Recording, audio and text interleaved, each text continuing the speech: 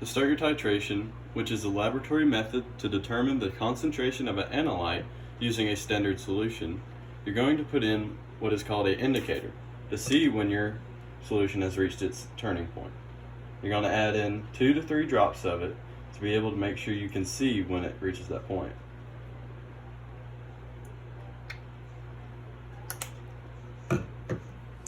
So for the titration, the titrant is going to be the NaOH solution that is shown in the top burette right there.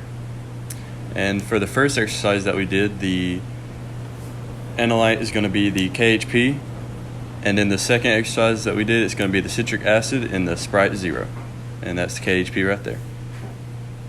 To perform proper titration technique, you will first read and make sure it's at 50 milliliters. Make sure you've added indicator beforehand like we showed, and then you will slowly add titrant while swirling the flask. Do it over a white piece of paper to ensure that you can see when it turns colors, and you'll need to go slower and slower when you get close to the end point.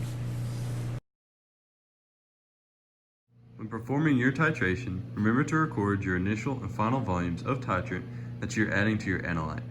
Here it says 0 milliliters because I would fill it up to the 0 milliliter mark, which is 50 milliliters in total.